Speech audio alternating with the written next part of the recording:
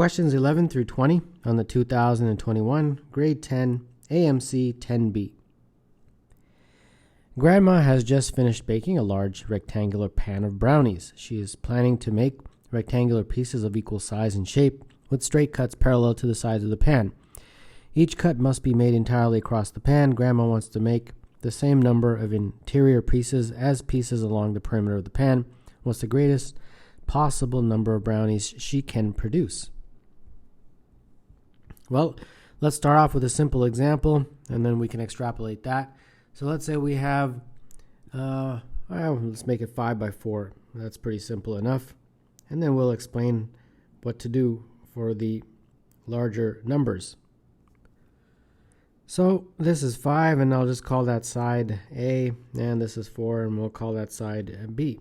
So in this case, right, if you just look at the ones that are in the interior, it's 3 by 2. So the interior, there's 6. And then if you look at the ones that are in the exterior, the ones that are along the sides, and you count those up, those are going to be 14. So that's the exterior. Now we have to figure out a general rule for this. So here we go. And it seems like, to me, that the interior is going to be A minus 2 times B minus 2.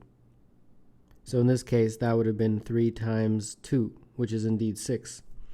And then that's the interior. And then the exterior, well, that looks like A, since that is one row, and then A again, since that's another row, so another A. And then B minus 2 here, and B minus 2 there. So B minus 2, and then another B minus 2. And they're saying they want this to be equal. They want the same number in the interior as along the perimeter. So the interior and the exterior. Okay, let's do this math. Let's multiply this all out. AB minus 2A minus 2B plus 4. This is 2A plus 2B minus 4. Put everything on one side. We get AB minus 4A minus 4B plus 8 is equal to 0. Now this would be nice if we could factor, and I think I can make it factor. All I have to do is just do a little bit of fancy work. Add 8 to both sides. This will be 16, this will be 8. And when you do that, it factors very nicely. A, B, minus 4, minus 4. Okay, now I've got to figure out how to make this work. Make a little table for myself, A and B. There won't be too many choices here. And let's see here. Two numbers that multiply together to give 8. And remember, A is greater than B because it's a rectangle. Okay, so I think 8 and 1, if this is 8 and this is 1, or 4 and 2, if this is 4 and this is 2, that would work. So let's see what happens in terms of A and B. If that A minus 4 is 8, that means A is 12. If B minus 4 is 1, that means B is 5. If A minus 4 is 4, that means A is equal to 8. And if B minus 4 is 2, B is 6. So these are the only two, I think, because all the other ones would not satisfy A greater than B. Okay, so what's the greatest number of brownies? Well, the greatest number of brownies is A times B. At least that's the calculation. So when you have 12 and 5, that's 60. When you have 8 and 4, it's 48. And obviously, of those two, the greatest one is 60. So number 11, the answer is D. Let n be equal to 34, 34, 63 to 70. The product, what is the ratio of the sum of the odd divisors of n to the sum of the even divisors of n? I want to explain this question thoroughly, so I'm going to give you a simple example. Let's say we have 42. First thing you want to do is break it into its prime factors. So 2 times 3 times 7, right? Now, let's make a list of all the divisors. 1, 2, 3, 6, 7, 14, 21, 42. Okay, but I want to actually break it up into odd and even. So I'll put the odd ones here. 1, 3, 7, and 21. And I'll put the even ones over here. 2, 6, 14, and 42. Now let's add them up. So the sum of the odd divisors is going to be 32. And the sum of the even divisors is 64. Now, these have a relationship. Obviously, 32 multiplied by 2 is 64. And that's because essentially each of these was 2 multiplied by each of these.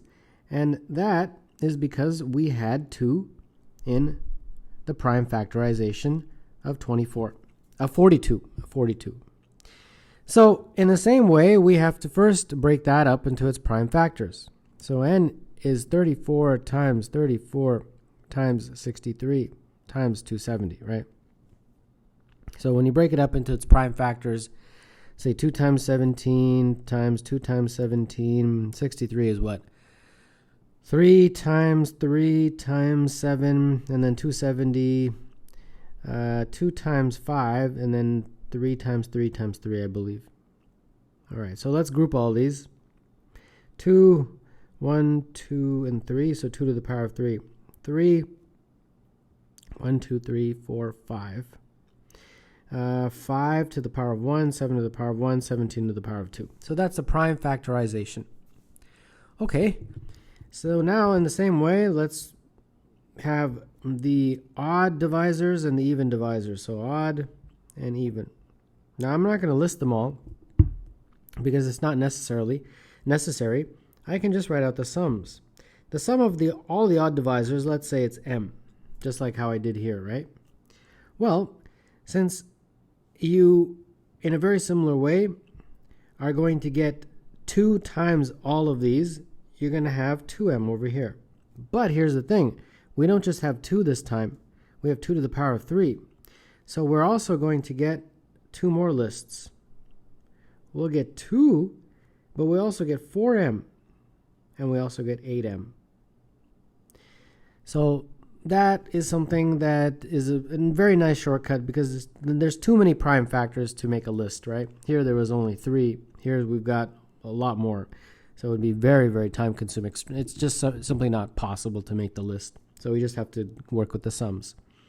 Okay, so what do they want? The ratio of the sum of the odd divisors to the sum of the even divisors. Well, the odd is just m.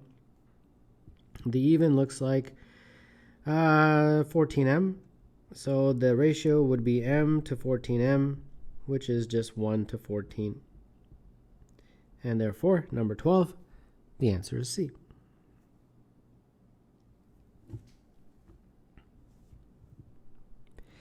Let n be a positive integer and d be a digit such that the value of the numeral 32d in base n equals 263, and the value of the numeral 324 in base n equals the value of the numeral 11d1 in base 6. What is n plus d? Well, 32d in base n would be 3 times n squared plus 2 times n plus d times n to the power of 0. And they're saying that equals 263. So that means 3n squared plus 2n plus d is 263. Okay, that's pretty good, I think. And then 324 in base n equals the numerical value of 11d1 in base 6. Okay, so 324 in base n would be 3 times n squared plus 2 times n plus 4 times n to the power of 0. And they're saying that equals 11d1 in base 6. So 1 times 6 to the power of 3 plus 1 times 6 to the power of 2 plus d times 6 to the power of 1 plus 1 times 6 to the power of 0. So this is 3n squared plus 2n plus 4n is equal to 216 plus 36 plus 6d plus 1. Okay, so let's combine all of this. Let's see here. That's going to be 253, and the rest looks like it just stays the same. 3n squared plus 2n plus 4n. But I've got 2 variables here, but from this equation, I can isolate for d. d is 263 minus 3n squared minus 2n. So let's put that here. So that's going to be 253 plus 6 times 263 minus 3n squared minus 2n. And this side stays the same for now. Sorry, this should have been 4's because this is n to the power of 0 up here. Right here, so that's 1. Okay, so let's move forward. Now we have one variable, we can solve this. So 3n squared plus 2n plus 4 is 253 plus 1578 minus 18n squared plus minus 12n. Put everything on one side, collect like terms, you get 21n squared plus 14n, and all the numbers together minus 1827. And I think you can divide through by 7, and when you do, you get 3n squared plus 2n minus 261. I don't think this factors very nicely, so let's just use a quadratic. Minus b plus or minus square root of b squared minus 4ac all over 2a. And that means minus 2 plus or minus 56 over 6. And I believe the only integer value is going to be 9. 54 divided by 6. So n equals 9 is the only integer value. Okay. I can then use, I guess, this one to figure out d. 263 minus 3n squared minus 2n. So d is 263 minus 3n squared minus 2n, right? Yeah. Okay, so d would be 263 minus 3 times 81 minus 2 times 9. And when you crunch out those numbers, you get 2. So finally, they want n plus d, and that would be 9 plus 2, which is 11. 11 is the answer to number 13. That is B.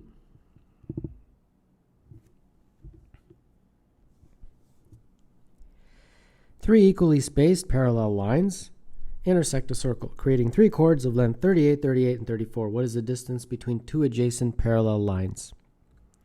Let's draw a circle, and let's draw two, or three rather. And we'll draw them anywhere here. That's one. And we got to draw two that are equal. So like that. And let's draw the center of this circle. Approximately here, I think. And the center would be equidistant from those two lines. That's the only way they could be equal. And then I think at this point we can make some relationships. So first let's just draw a line right down the middle. Right down the middle like that. And then let's make some relationships here. From the center to that point, and then from the center to that point. And I think that will be sufficient. So the distance between two parallel lines, let's just call it x. So from here to here would be x. And therefore, the distance from here to here would be x over 2. Like that. And then this is just half of that chord. The chord was 34, so that's going to be 17. From here to here is half of that chord. The chord is 38, so that's 19. So we now have two Pythagorean relationships. And the first one, which is this triangle right here, that's going to be 17 squared plus x over 2, so 3x over 2 squared is equal to the radius, r squared. And that's the red line. And then the second one, this triangle here, we have 19 squared plus x over 2 squared is equal to, again, r squared. So they're both equal to r squared, so set them equal to each other. 17 squared plus, what's that, 9x squared over 4 is equal to 19 squared plus x squared over 4. So this would be 19 squared minus 17 squared, 9x squared minus x squared over 4. So that looks like 8x squared over 4, which is just 2x squared. This is 361 minus 289, and that is 72. is 2x squared, so x squared is 36, and therefore x is 6. So the distance between two adjacent parallel lines we had represented as x, and that is equal to 6. So number 14, the answer is B.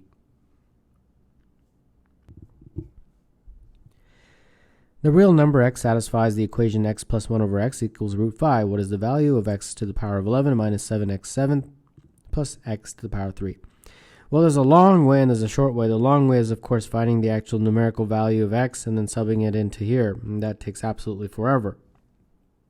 So we obviously need a shortcut.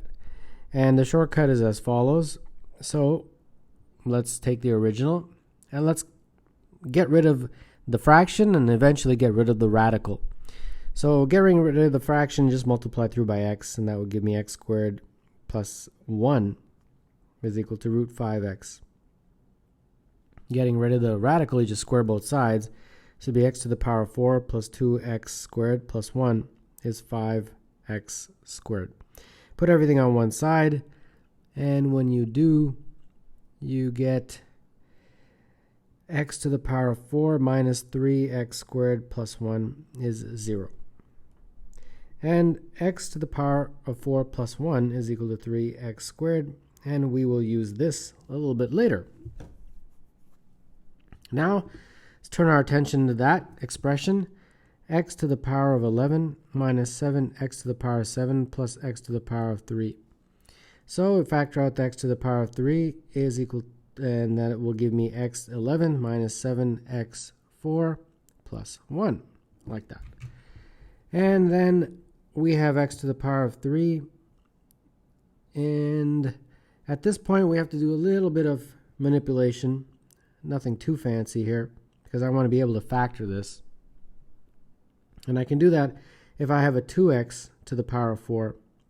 And then that means I've got to put a 9x to the power of 4 here. So these three terms will factor. It will be x to the power of 4 plus 1, all squared, minus 9x to the power of 4. And as promised, that is this, 3x squared. So we have 3x squared in our bracket, squared, minus 9x to the power of 4.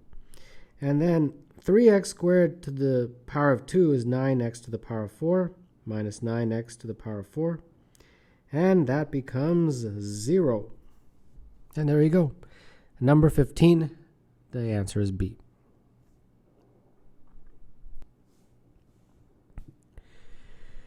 Call a positive integer an uphill integer if every digit is strictly greater than the previous. For example, 1, 3, 5, 7, 8, 9, 5 are all uphill integers, but 3, 2, 1, 2, 4, 0, 4, 6, 6 are not. How many uphill integers are divisible by 15? Well, obviously, we're looking at 15, 30, 45, and so on, right? So we can make a list, and the list does take a bit of time, but the good news is you can skip over the ones that have 0. Because when you make the list very quickly, you'll realize that the units digit is always either 0 or 5, right? There's only two possible units digits. But in order to have an uphill integer, the integers have to get bigger. And there's no way that can happen if the units digit is 0. So we can just skip over the zeros. So instead of writing out the ones with the 0, you just skip over them. So just 105, and then instead of 120, 135, and then instead of 150, 165, you can just keep adding 30, 195, and so on.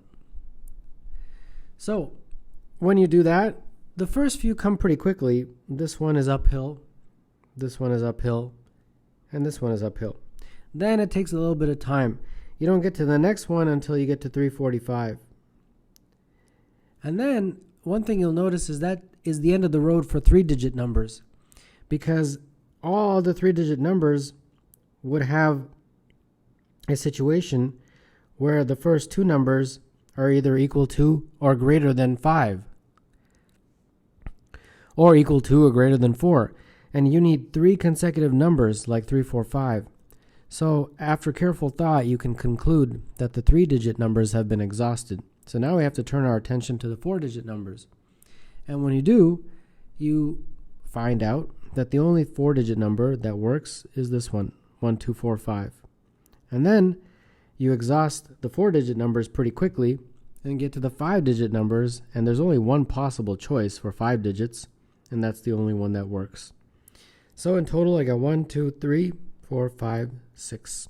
Number 16, the answer is C.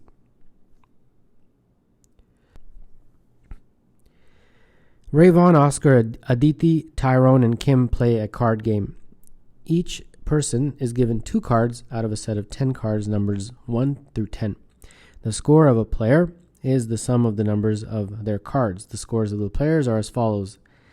Ray, Vaughn, 11, Oscar, 4, Aditi, 7, Tyrone, 16, and Kim, 17. Which of the following statements is true? Well, 1, 2, 3, 4, 5, 6, 7, 8, 9, 10. These are the numbers, and I've got to assign 2 to each of these players. Okay, so this is just one of those trial and error questions. Okay, let's start. So we got 11, 4, 7, 16, and 17, right? Those are the sums. Okay, 17. I can put 10 and 7, right? 10 and 7, that would give me 17. But then if I do, how do I get 16 here? There's no 2 that would add up to 16, because 7 plus 8 is 17. Okay, no problem. That's what trial and error is all about. So I'll try 8 and 9. That should give me 17. So then how do I get 16? 6 and 10. Okay, so far we're doing good. Hopefully we can do this without too much trial and error. All right, who's next here? I've got to get 7. I've got to get 4 and 11. Well, the 11 looks like 7 and 4, I think, is the only way to get an 11 from the remaining numbers. Okay, so then the 4 obviously would be a 1 and a 3. And then the remaining 2 numbers, great, 2 and 5. It all matches up. Perfect. Okay, let's go through the answer choices. Ravon was given 3, and that is not true. Aditi was given card 3, that's not true. Ray Vaughn, card 4, that is true. Aditi, card 4, not true. Tyrone, card 7, not true. Okay, so the answer is C for number 17.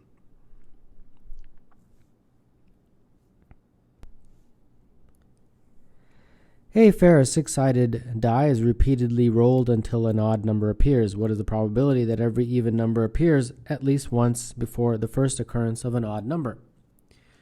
Well, we want even, and even to appear before an odd.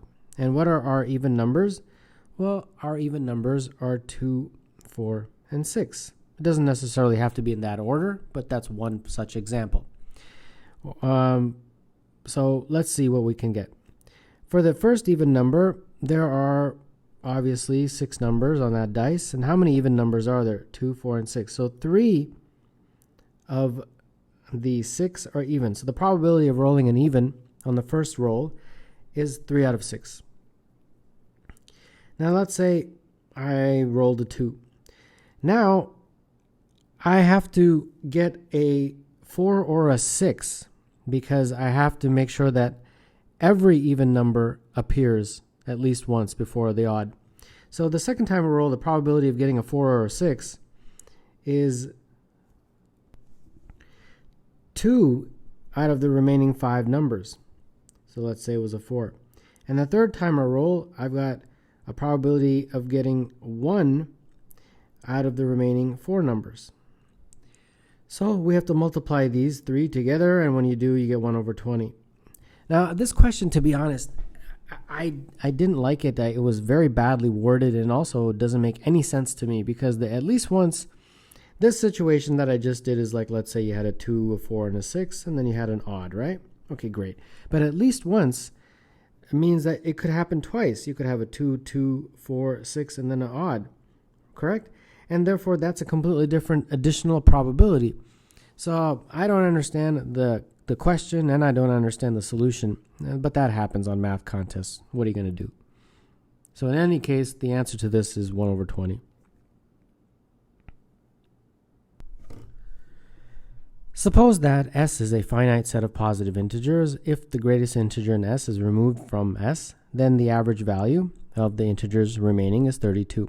If the least integer is S is also removed, if the least integer in S is also removed, then the average value of the integers remaining is 35.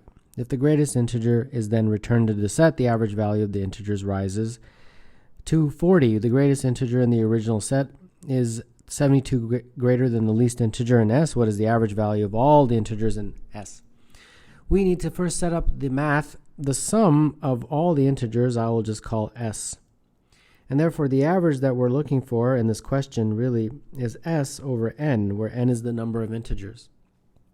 So eventually we're going to have to find the value of S and the value of n. From the question, we get that S minus g, where g is the greatest integer, divided by n minus 1, because now there's one less integer, is 32, directly from the question stem. And then also from the question, S minus g minus L, over n minus 2 this time, is 35. And then when you add the greatest number, it's just S minus L, n minus 1, and that's 40. And then another piece of information they gave me is that G is equal to L plus 72. Or we can rearrange that L is equal to G minus 72. So these are the equations, and that will allow us to solve for S and N. Okay, from the first one, I get S minus G is equal to 32 n minus 1. And that's this one. From the second one, I get S minus G, or sorry, S minus L, this one right here. But the L is equal to G minus 72. So I can just put that in. So S minus G plus 72, just be careful there. And that's going to be 40 times n minus 1. And then this guy, we bring that down. That's going to give me S minus G plus 72. And that is equal to 35 times n minus 2. All right, so that's equation 1, this is equation 2, and this is equation 3. So we have 3 equations, 3 variables. I'm pretty confident that we can solve this. Okay, so from this first one we get, let's see here, S is equal to 32 n minus 1 plus G. Let's substitute that into here. So that's going to be 32 n minus 1 plus G minus G plus 72 is equal to 40 times n minus 1. Let's expand all of this. We get 32n minus 32 plus 72 is equal to 40n minus 40. And then that means, let's see here, 8n would therefore be 80. And that means n is 10. Okay, great. So I got one value at least. And then now I have to turn my attention to the last one, this one. So this time we have S minus 2G plus 72 is equal to 35 times n minus 2. Well, we might as well take into factor the n is 10. So S is going to be 32 times 9, which is 288 plus G. Might as well use that. So this is going to be 288 plus G minus 2G plus 72, and 35 minus times 8, since it's n minus 2. So this looks like 288 plus 72, and then minus 35 times 8. And then that looks like just minus G, so if you put it on the other side, it'll just be G. And then crunching out those numbers, you will get, let's see here, 360 minus 280. And therefore G is equal to 80. Okay, I think I have everything. I just need to figure out S. So S is going to be 288 plus G, which is 80. So S is equal to 368. All right, let's go back to the very beginning. This is my calculation, S over N. So S is 368, N is 10, and we know that would be 36.8. So 36.8 is the answer to 19, which is D.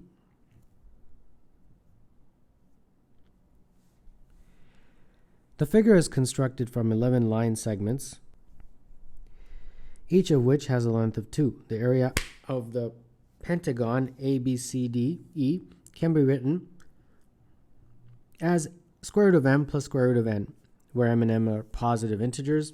What is m plus n? Let's work with this now. Draw a line directly from A all the way to C, like this. And another line from A. Join A to C, and then A to D. And when you do that, you get a very interesting, helpful way of figuring out the area of that pentagon. So the first thing we have to do is take a look at the angles, right? And from this one, if this is 2, and this is 2, and this is 2, according to the question, that means that's equilateral. So all the angles must be 60. So that means this angle is 60. And if similarly that's an equilateral triangle, this angle is 60. And then we have drawn this in a way to make this pretty much the same two triangles, that one and this one, and this is a right angle. And therefore we have a 30, 60, 90 triangle. So if that's 2, we can easily figure out that this is 1 and this distance is root 3. Okay, so I can now figure out the area of that triangle pretty easily, and therefore since that triangle and this triangle and that triangle are all the same, it would be 4 times the area of that. So 4 times 1/2 base times height. The base is root 3. The height is 1. So that looks like 2 root 3. So 2 root 3 is part of the full area. Now I just need to figure out this area right here of that middle triangle. Okay, that should be pretty straightforward. I'm going to need a height. So I'll drop a height from top to bottom, right like that. And of course that is a right angle. So now that height, I can just call it h squared. And since that's 2, this is going to be 1 plus 1 squared is equal to the hypotenuse squared, which is right there. And that's 2 times root 3, since that's root 3. This is also root 3. So 2 times root 3. So 2 root 3 all squared. So that means h squared is equal to 4 times 3, 12. Minus 1, so h is root 11. So that middle triangle, therefore, will be 1/2 base times height. The base is 2, the height is root 11. So that's just root 11. Okay, so I have to add this to that. So 2 root 3 plus root 11 is the total area. But it's got to be in that format, so I think I've got to change this to include the 2 inside the radical, and when I do, that's got to be root 12. Okay, so this is my root m plus root n. And therefore m plus n looks like to me 12 plus 11, which is 23. So number 20, the answer is D.